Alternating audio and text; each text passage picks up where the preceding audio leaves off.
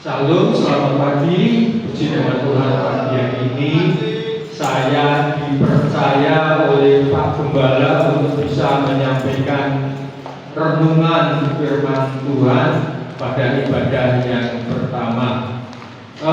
Bulan Oktober ini temanya adalah kasih. Yang pertama kita mendengarkan firman Tuhan yang disampaikan Pak Pendeta, bagaimana kita harus mengasihi pribadi daripada Tuhan Yesus, bukan berkat-berkatnya, bukan kuasanya, bukan yang lainnya, karena sumbernya adalah daripada Tuhan Yesus sendiri. Jadi bagaimana kita dapat mewujudkan kasih kita kepada Tuhan, yaitu mengenal pribadi daripada Tuhan Yesus. Minggu yang lalu kita juga mendengarkan akan khotbah yang disampaikan oleh Yayasan Buhati tentang bagaimana kita mengasihi Tuhan dengan segenap hati, dengan segenap jiwa, dan dengan segenap akal budi, kekuatan kita. Pagi hari ini pun kita juga akan belajar tentang yang masih berorientasi tentang kasih, yaitu mengasihi dengan tindakan. Kita akan belajar bersama-sama yang terambil dari 1 Yohanes pasal 3 ayat 11 sampai yang ke-18. 1 Yohanes pasal 3 ayat 11 sampai 18. Saya mengajak untuk kita bisa bersama-sama membaca firman Tuhan pada pagi hari ini bergiliran. Saya akan membacakan ayat yang ke-11, nanti Bapak Ibu ayat 12 dan selanjutnya sampai dengan ayat yang ke-18.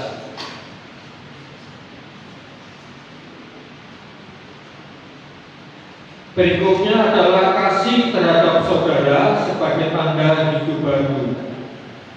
Ayat 11, sebab inilah berita yang telah kamu dengar dari mulanya, yaitu bahwa kita harus saling mengasihi. Karena seperti kain yang berasal dari senjata dan yang membunuh adiknya, dan apakah sebabnya yang membunuhnya, sebab segala perbuatannya adalah yang perbuatannya. Janganlah kamu heran, saudara-saudara, apabila dunia membenci kamu.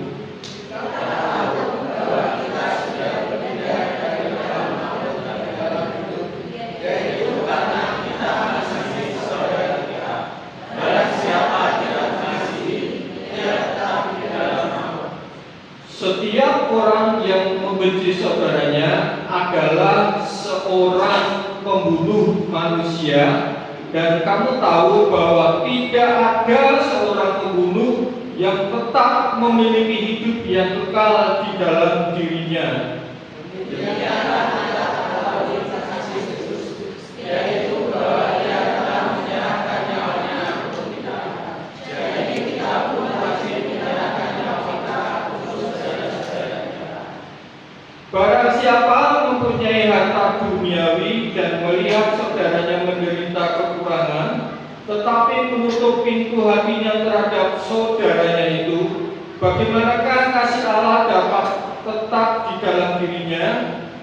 Anak-anakku, marilah kita mengasihi bukan hanya perkataan atau dengan lidah, tetapi dengan perbuatan dan dalam benar-benar. Amin. Bapak Ibu serta saudaraku yang terkasih di dalam Tuhan, berbicara tentang kasih di dalam kekristenan itu bukan merupakan sesuatu yang baru. Orang Kristen sangat familiar sekali, sangat akrab dengan apa yang disebut kasih, saudara. Saat kita mendengarkan khotbah, kita mendengar bagaimana kasih itu disampaikan dengan jelas. Dalam kita memuji dan membesarkan nama Tuhan, puji-pujian yang kita naikkan, temanya juga kasih. Ada banyak puluhan bahkan mungkin ribuan pujian yang bertemakan tentang kasih. Barusan kita naikkan pujian, aku mengasihi Engkau Yesus, dengan segenap hatiku, ku renungkan firman-Mu siang dan malam, ku pegang perintah-Mu. Bagaimana si pencipta lagu ini mengekspresikan, menggambarkan cinta kasih Allah yang sudah dialami. Ada banyak lagi pujian. Kasih dari surga memenuhi tempat ini, kasih dari Bapa surgawi. Si pencipta ini merasakan bagaimana kasih yang daripada Allah itu meliputi dirinya, menguasai dirinya sehingga hidupnya damai, tentram, sukacita meskipun ada masalah, ada tantangan, karena kasih yang daripada Bapa di surga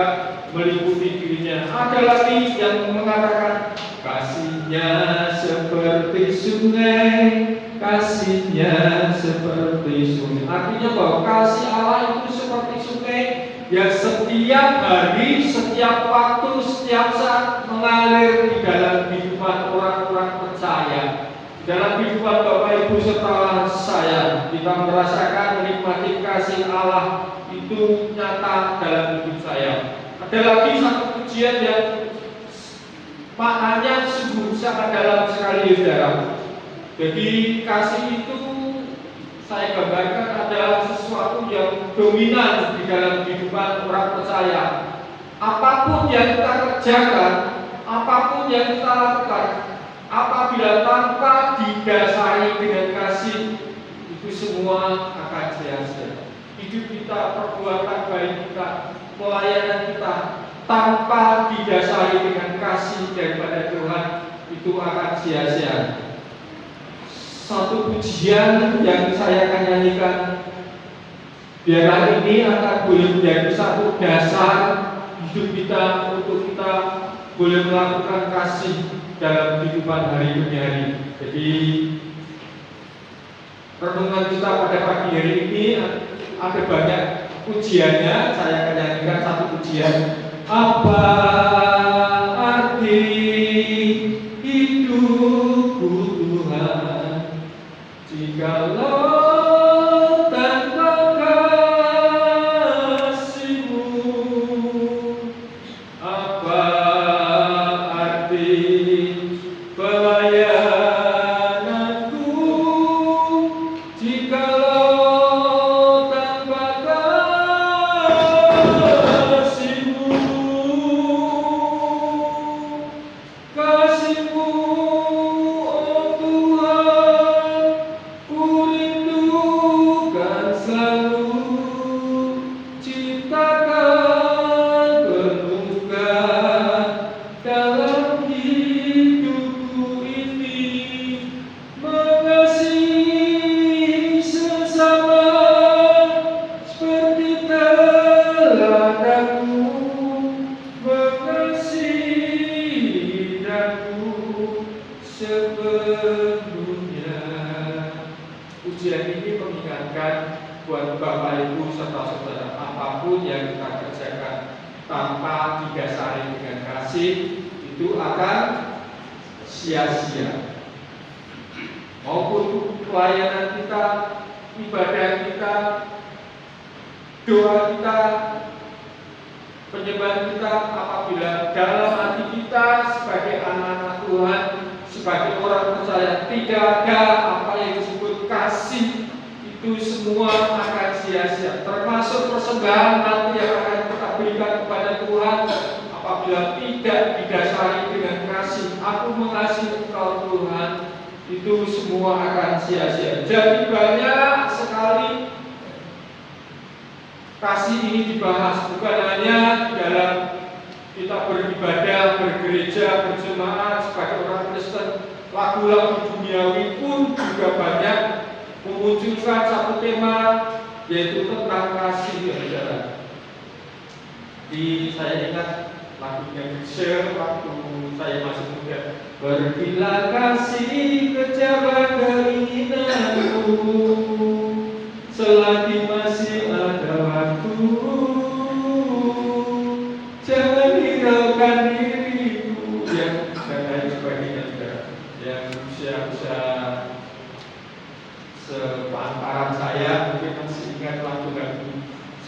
ya saudara. Jadi bahkan hukum Tuhan yang Tuhan Yesus ajarkan adalah kasih.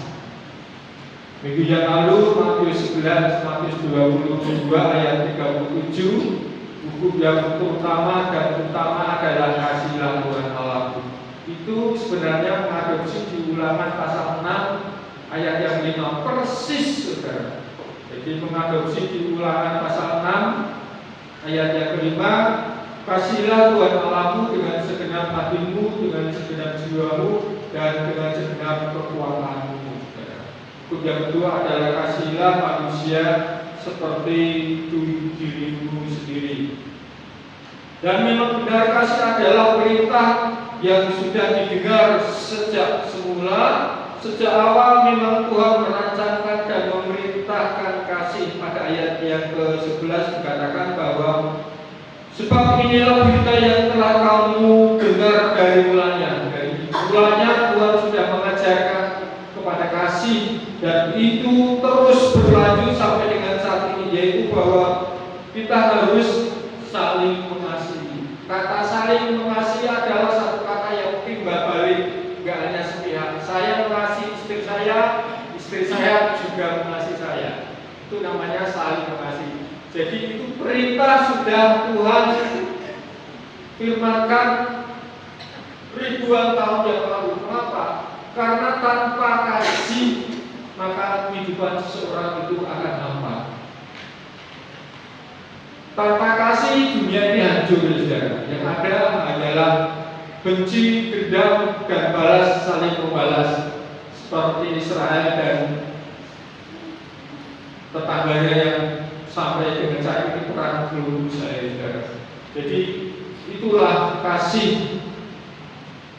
Itulah kasih bagaimana Tuhan sudah memberikan satu perintah kepada manusia, kepada umat manusia yang sudah jatuh di dalam dosa, untuk bisa mencapai satu hubungan yang baik antara manusia dengan manusia, manusia dengan Allah. Maka Allah memberikan hukum kasih. Kita melihat bagaimana Kain membunuh adiknya.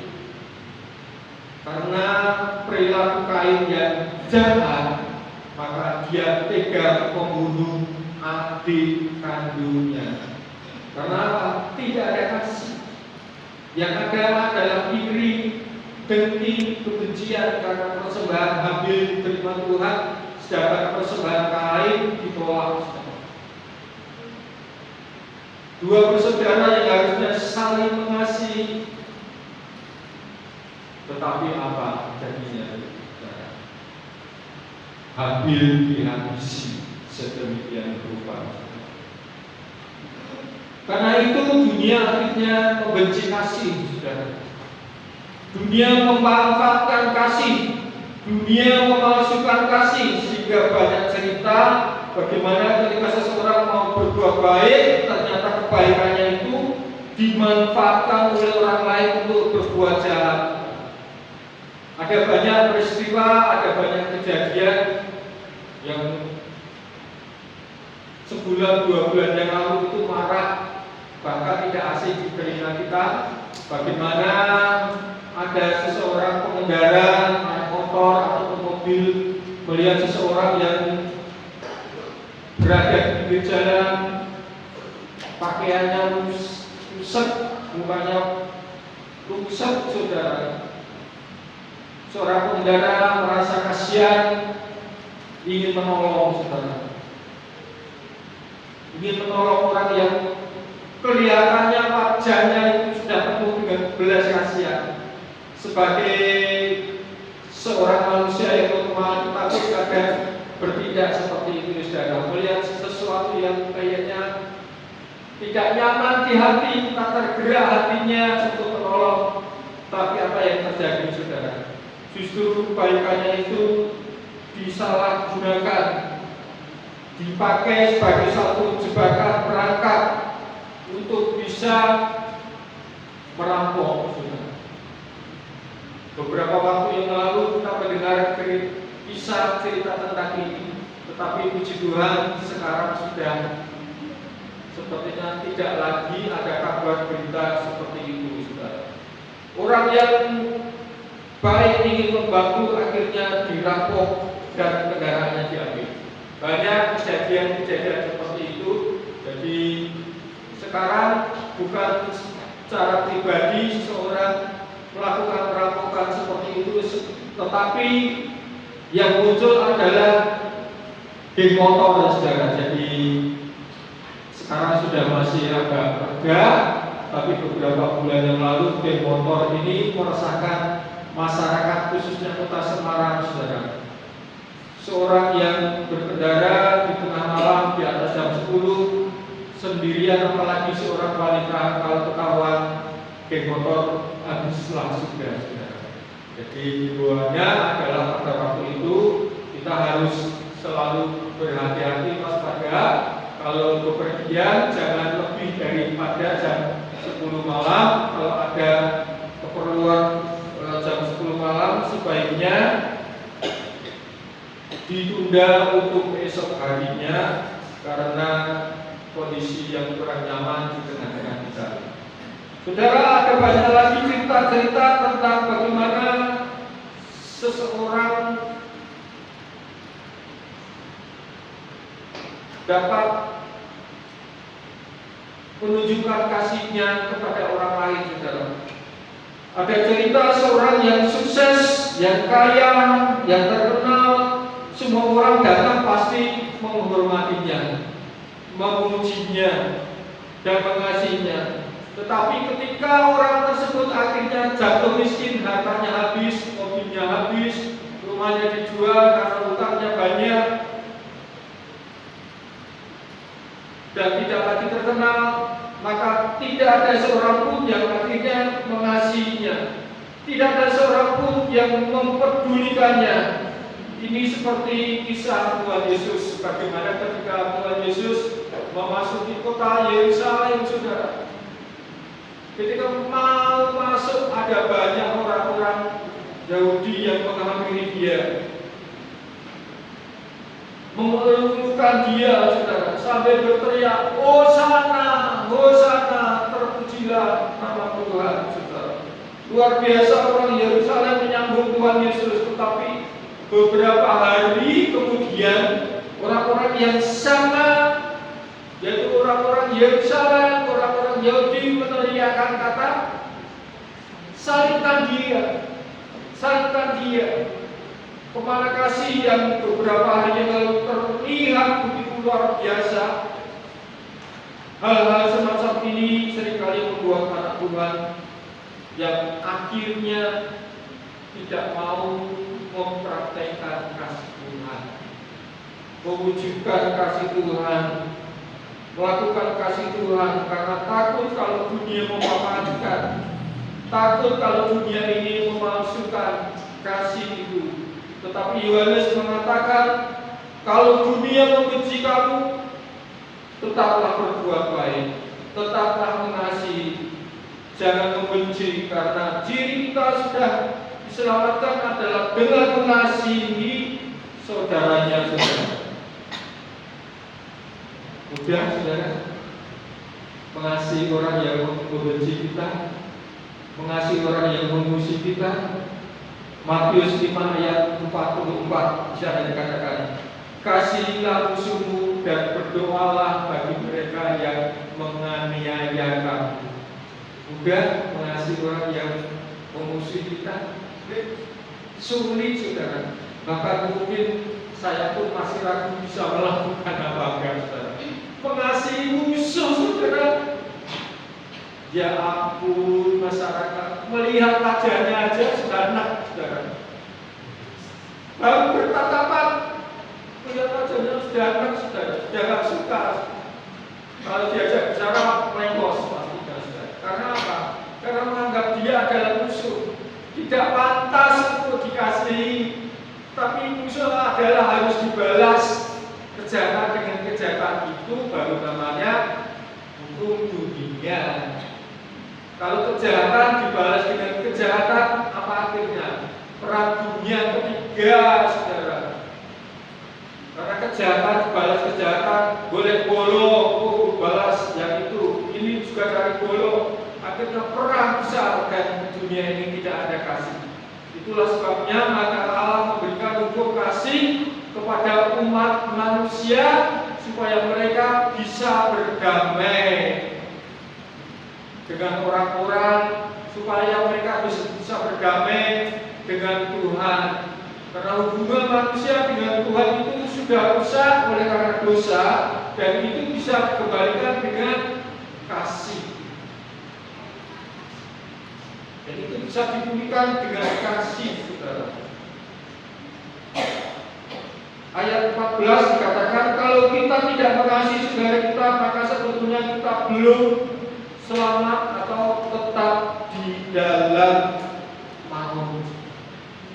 Keras sekali, saudara. Kalau saya belum bisa mengasihi, berarti itu sebenarnya Alkitab tuliskan bahwa kita masih tetap di dalam maut. Artinya bahwa ketika kita belum memiliki kasih yang daripada Allah, hidup kita tinggal dalam kegelapan.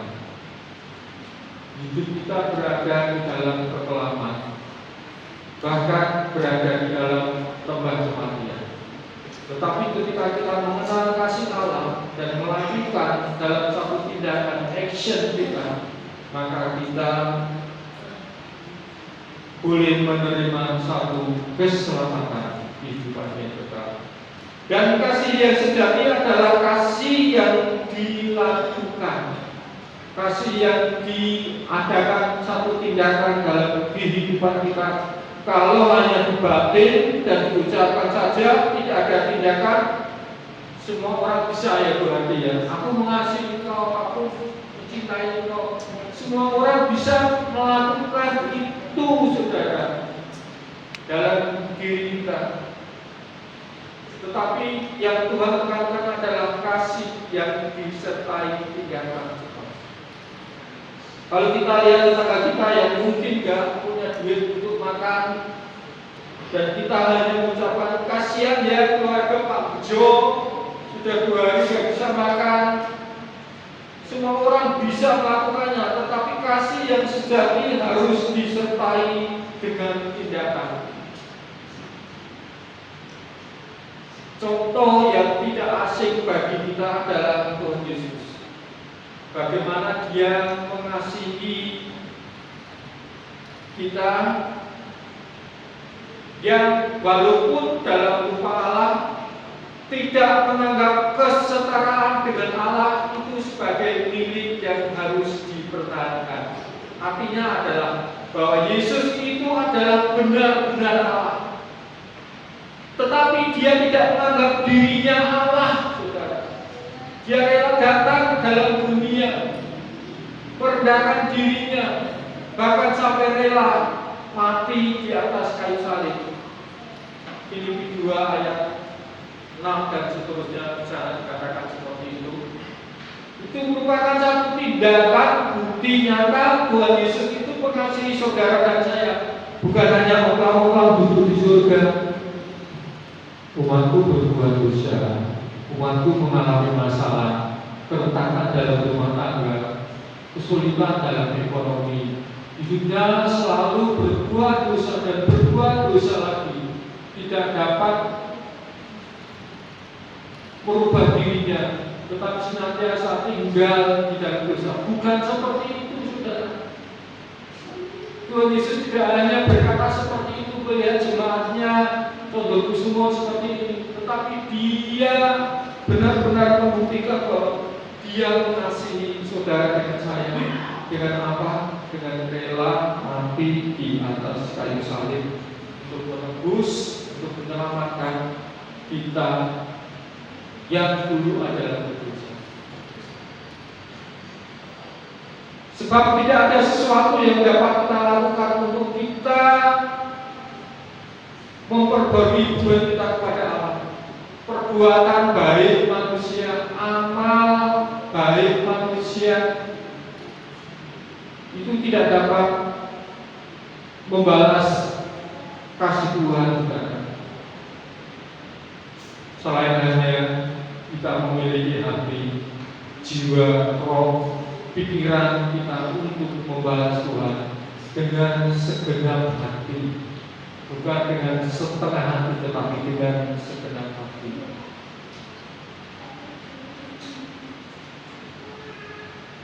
Itu buktinya cintanya kepada kita. Makanya kita bangga ketika kita melihat salib. Dunia mengatakan Tuhan orang Kristen itu lemah, matinya telanjang di atas kayu salib, gak bisa ngapa-ngapain. Dunia mengatakan seperti itu, saudara. Menganiaya, mengejek Tuhan Yesus. Bahkan beberapa bulan yang lalu dikatakan bahwa yang ada di salib itu jin kafir, saudara. Dia memanggil haleluya, haleluya, saudara. Sangat konyol sekali, saudara. Juga beberapa waktu yang lalu ada seorang ustaz, dulunya dia pendeta, tapi sekarang ustaz, saudara. Dia menantang kepada Tuhan dengan membawa Alkitab ini taruh di pantatnya, saudara. Sambil diketutin dan menantang. Kalau Alkitab ini benar-benar berkuasa, 1 bulan pasti saya mati, saudara. Siapa, saudara? Ustadz Agustan. Sekarang nasibnya seperti apa? Ada yang tahu? Dia stroke dan meninggal pada 25 Juni 2023. Jadi kita sebagai anak-anak Tuhan, orang Kristen, orang yang percaya kepada Tuhan Yesus, tenang aja. Gak perlu demo besar-besaran. Itu termasuk pelecehan agama, gak perlu, saudara. Cuma tugas kita mendoakan orang yang menista, orang yang mengejek, orang yang menghina. Mendoakan was, mendoakan yang lainnya yang melecehkan agama. Memangnya siapa kita sampai membela-bela Tuhan, saudara? Apakah kekuatan kita? Apakah daya kita membela-bela Tuhan? Tidak perlu dong. Tuhan itu kan Maha Kuasa. Kalau Tuhan mau mengingatkan mereka, membalas mereka cukup. Mereka sudah hilang dari itu. Tidak perlu dengan tangan, menggebuk-gebuk dengan kekuatannya, cukup dengan hembusan nafasnya. Maka orang yang melecehkan agama mungkin bisa sadar, bisa bertobat. Dan apabila Tuhan menghendaki, bisa diangkat, diambil nyawanya. Jadi tugas kita sebagai orang Kristen tidak perlu dengan yang lainnya harus demo besar-besaran. Karena pelecehan agama, pelecehan tetap seperti itu, saudara. Jadi salib adalah bukti bahwa Allah mengasihi kita. Jadi seharusnya kita bangga melihat salib sebagai anak Tuhan. Kita melihat bahwa di sanalah dosa-dosa saudara dan dosa-dosa saya disalibkan, dipakukan di atas Kalvari, saudara.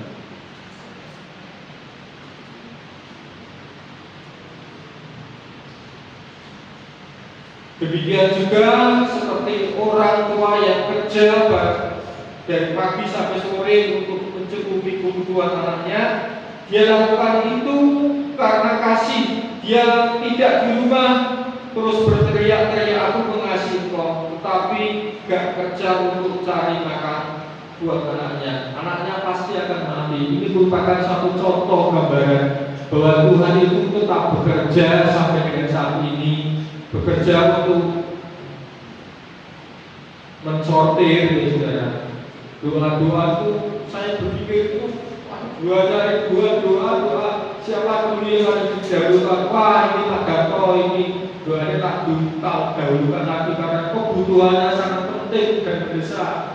Wah, ini Mbak Ana ini juga doanya saya kabulkan dulu karena persiapan pernikahan anaknya Febri, saudara. Jadi memerlukan satu persiapan baik material maupun moral. Jadi ada banyak yang dikerjakan. Tuhan Yesus tidak duduk di surga omplang-omplang, saudara. Tapi dia bekerja sampai dengan saat ini menyediakan apa yang kita butuhkan, saudara. Ada sebuah cerita, ini merupakan cerita rakyat Jepang yang menggambarkan kehidupan sosial di waktu lampau, namanya Uba Sote, saudara. Uba yang berarti adalah perempuan tua dan sote yang berarti membuang. Jadi artinya membuang perempuan yang sudah tua. Ada yang sudah mendengar cerita ini? Ada. Pak Eko Panggung berarti sudah pernah mendengar cerita ini. Jadi adalah sebuah kebiasaan membuang ibu yang sudah tua ke dalam hutan. Kenapa? Karena merasa ibu yang sudah tua itu tidak berguna, menyusahkan, merepotkan. Kalau makan di meja makan, satu meja kotor semua karena tumpahan nasi ataupun lauk pauk. Biasa kalau orang sudah tua kan seperti ini ya, saudara ya. Maka gak sampai di mulut, jagungnya di hidung ya, saudara. Jadi makanan berceceran kemana-mana. Sering ngompol, maaf, dan buang kotoran mungkin sehingga lantainya penuh kotor dan bau, saudara. Jadi ini menganggap satu orang tua itu kalau sudah tua tidak berguna, tidak bermanfaat. Jadi pada zaman dahulu, pada zaman Jepang, karena mereka beragama Shinto yang masih satu aliran dengan Buddha, mereka percaya reinkarnasi. Reinkarnasi artinya dilahirkan kembali. Kalau semasa hidupnya orang tua ini perilakunya baik, penuh dengan cinta kasih, nanti akan terlahir kembali ke dalam dunia menjadi orang yang baik seperti Ibu Rara, Paulina, dan Utami Kusumanengro. Kalau kelakuannya jahat, nggak tahu seperti apa, seperti pemulung atau seperti tukang buang sampah di jalanan, saudara. Jadi kalau ibunya sudah tua tidak bisa melakukan apa lagi, maka ibu ini akan dibawa oleh anaknya masuk ke hutan yang paling dalam, yang paling gelap, yang paling menyeramkan, saudara, supaya tidak bisa untuk pulang lagi ke rumah. Tujuannya adalah supaya ibu ini mati di hutan, saudara. Matinya entah kelaparan atau mungkin dimakan binatang buas, harimau, macan, beruang dan lain sebagainya. Pokoknya ibu ini harus dibuang hutan supaya nanti mati dan reinkarnasi lagi. Ibu ini dibawa oleh anaknya, digendong, saudara, masuk ke dalam hutan dengan jalan tertatih-tatih dan sempoyongan, saudara. Akhirnya tibalah ibu ini di satu hutan dan anaknya berpamitan dengan ibunya. Bu, maaf sampai di sini saya bisa mengantar ibu. Semoga ibu bisa tenang di alam nanti dan dapat terlahir kembali. Kira-kira apa jawaban dari ibunya, saudara? Kalau mendengar kata-kata anaknya seperti itu, ada yang bisa memberikan satu tanggapan? Kira-kira apa jawaban ibunya, saudara? Dasar anak tak tahu diri. 9 bulan 10 hari kamu berada di perut ibu. Saya bertaruh nyawa untuk melahirkan kamu dalam dunia. Saya membesarkan kamu dengan bekerja keras untuk bisa membeli susu dan makanan yang bergizi. Saya menyekolahkan dari TK, SD, SMP sampai perguruan tinggi, sampai kamu bisa menjadi orang yang sukses dan berhasil. Apakah seperti itu kira-kira, saudara? Jawaban ibu ini kepada anak-anaknya, saudara. Kira-kira mungkin kalau saudara mungkin ya bisa kata-kata muncul seperti itu karena emosi, saudara. Sudah dibesarkan dari kecil sampai dewasa, sampai berhasil, sampai sukses. Tiba-tiba nggak dipelihara, paling nggak dihidupkan ke panti jompo begitu, malah dibuang ke hutan sampai mati, saudara. Kira-kira apakah seperti itu yang dikatakan ibu? nol. Ibu ini memiliki kasih yang besar kepada anaknya, sehingga yang dikatakan adalah hati-hati jalan pulang, ikuti dahan yang patah. Ibu sudah mematahkan dahan sepanjang perjalanan tadi, supaya ketika kamu pulang tidak tersesat. Jawaban ibu yang sangat sederhana sekali, supaya hati-hati kalau pulang nanti. Ibu sudah mematahkan setiap ranting demi ranting di dalam perjalanan pohon. Itu merupakan satu petunjuk supaya nanti kamu pulangnya tidak tersesat.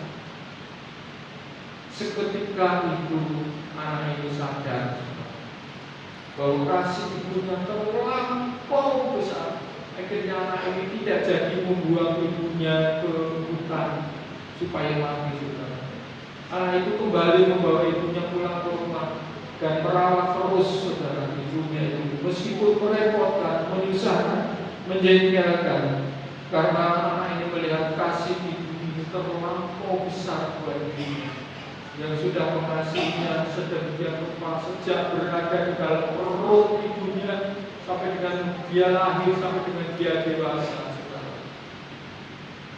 Itulah mengapa Yohanes menuliskan bahwa kalau kita punya harta dunia, tapi melihat saudaranya kekurangan malah menutup pintu, maksudnya tidak peduli, maka pasti kita tidak memiliki kasih.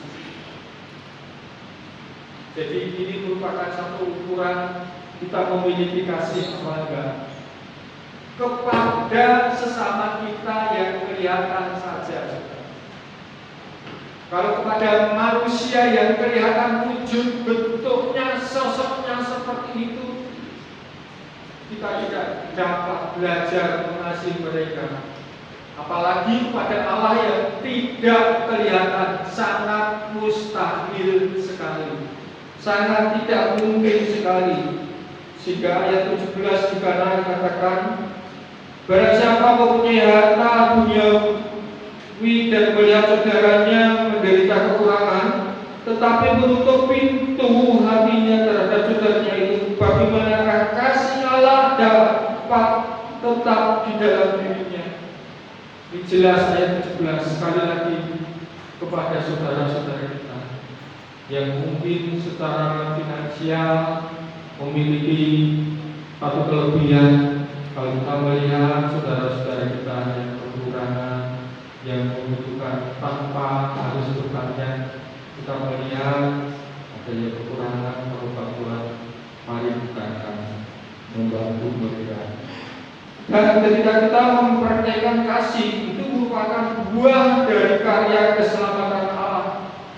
Kalau kita ngomong sudah ditebus, Tuhan Yesus sudah mati untuk kita, tetapi kita tidak mempunyai kasih, itu sama seperti gong yang berkumandang.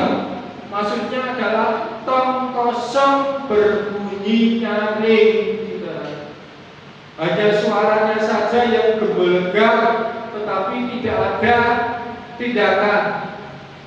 Itulah gambaran kita sebagai anak-anak Tuhan yang tidak memiliki kasih. Ketika kita menerima keselamatan, maka buah kasih akan muncul. Jadi bagaimana cara kita berbuat kasih? Ketika kita menerima keselamatan yang daripada Allah, buahnya adalah kasih. Itu sebabnya kalau kita bisa mengasihi orang lain, bukan karena hebat, bukan karena kita mendapatkan balasan dari orang tersebut. Karena dasarnya apa? Karena Allah sudah lebih dulu, Tuhan Yesus sudah lebih dulu mengasihi saudara dan saya. Itu sebabnya kita dapat mengasihi orang-orang yang lain. Kalau sebagai orang Kristen kita tidak bisa mewujudkan kasih sedikit pun kepada orang lain, itu perlu dipertanyakan juga imannya, kasihnya kepada Tuhan. Kita bergereja, kita memuji Tuhan, kita berdoa, kita melayani, kalau tanpa ada dasar kasih, itu sia-sia. Semakin kita mengerti besar besar kasih Kristus, semakin mudah kita melakukan perintahnya, yaitu mengasihinya. Saya memberikan contoh, misalkan suatu saat Bu Hati dapat warisan, tanah atau rumahnya yang bisa dijual, saya diberikan berkat oleh Bu Hati 1 juta. Contoh ya, misalkan, senang nggak saudara? Senang. Saya dapat uang 1 juta tanpa harus bekerja keras, membanting tulang, dapatkan uang dari Bu Hati karena Bu Hati mendapatkan warisan 1 juta untuk saya. Saya bersyukur dan berterima kasih. Oh Tuhan, terima kasih berkat-Mu yang Tuhan nyatakan berikan pada saya melalui Bu Hati. Saudara, pasti saya doanya seperti itu. Tetapi Bu Hati minta tolong, Pak, ini kan musim hujan. Genteng rumah saya itu ada yang nomor 5. Minta tolong nanti kalau kamarmu ada waktu, tolong dibetulin ya Pak ya. Pasti saya berkata siap. Saya berkata siap kenapa? Karena Bu Hati mengasihi saya dengan memberikan uang 1 juta gratis. Tiba-tiba di lain waktu saya gebel dengan Pak Parjo. Pak Marno, tolong ke rumah saya sebentar. Ada perlu apa Pak? Nanti saya jelaskan di rumah saja. Saya datang ke rumah Pak Parjo. Saya dengan istri di rumah. Pasti kalau ada telepon seperti itu, artinya ada duduk ya, ada apa ini, ada apa itu. Setelah sampai di rumah Pak Parjo, dijak ngomong panjang lebar, yang intinya adalah bahwa tanahnya yang di desa itu kena pelebaran jalan tol. Jadi Pak Parjo mendapatkan satu ganti untung 2 miliar rupiah. Dan puji Tuhan, Pak Marno ini saya kasih 100 juta. Wow, tambah keren, berarti 1 juta, Pak Parjo 100 juta. Tetapi jangan Pak, saya minta tolong. Minta tolongnya Pak, kalau bisa saya kerjakan, saya kerjakan. Genteng saya di rumah itu atapnya bocor juga, cuma 2 Pak. Minta tolong dibetulin supaya airnya tidak masuk ke dalam rumah sudah. Apa yang saya lakukan sudah? Mungkin saya mengabaikan permintaan Bu Hati yang hanya memberikan 1 juta, tetapi lebih mengutamakan Pak Parjo yang memberikan saya uang sebesar 100 juta. Saya akan dengan cekatan pergi ke rumah Pak Parjo dan mengatakan Bu Hati, maaf Bu Hati, lain waktu saya masih sibuk, ada banyak pekerjaan, padahal betulin gentengnya Pak Parjo. Saya akan berikan genteng yang terbagus, yang terbaik. Mungkin harganya puluhan ribu ya Pak Parjo ya, genteng yang mahal mungkin betulnya itu 20.000 ataupun 25.000. Saya bawa perlengkapan yang dibutuhkan, tangga dan lain-lain untuk bisa membetulkan gentengnya Pak Parjo.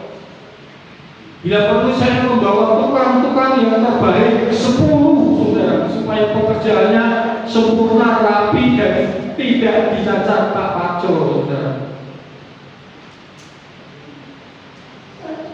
Jangan hanya genteng yang harus dibetulin, bahkan untuk mengecat rumahnya pakai sikat gigi pun saya pasti bersedia saudara. Gak tahu rambutnya berapa lama saudara, ngecat giginya pakai sikat gigi saudara. Tetapi itulah yang saya lakukan. Mengapa? Karena saya merasa bahwa Pak Parjo memberi lebih banyak daripada Bu Hati. Jadi semakin kita menyadari besar pemberian Tuhan untuk kita, semakin mudah kita melakukan perintahnya, yaitu mengasihi dengan tindakan nyata. Kasih Tuhan kepada kita itu sangat besar sekali. Tidak terbayar dengan kasih dunia, yang kasih pura-pura, yang kasih semu. tetapi kasih Tuhan yang benar-benar rela mati untuk saudara dan saya. Yang terakhir kita akan baca di dalam Galatia pasal 6 ayat 9 dan 10.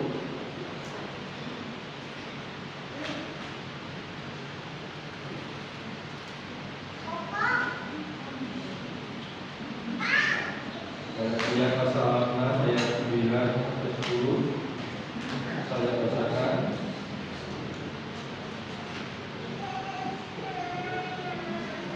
Janganlah kita sungguh-sungguh berbuat baik, karena apabila sudah datang waktunya, kita akan menuai jika kita tidak menjadi lemah. Karena itu selama masih ada kesempatan bagi kita, marilah kita berbuat baik kepada semua orang, tetapi terutama kepada kawan-kawan kita seiman. Ayat ini mengingatkan, menasihatkan kita, janganlah kita jemu-jemu berbuat baik. Janganlah kita bosan berbuat baik kepada semua orang, tak terkecuali orang Chinese, orang Batak, orang Sunda, orang Jawa, orang Papua, kepada semua orang perintah Tuhan. Tetapi yang terutama kepada saudara seiman. Mengapa kepada saudara seiman? Karena mereka adalah bagian dari keluarga kita, keluarga Kristus. Jadi kita harus memperhatikan yang lemah, yang kuat memperhatikan yang lemah, supaya kasih Kristus itu nyata di tengah-tengah keluarga. Amin.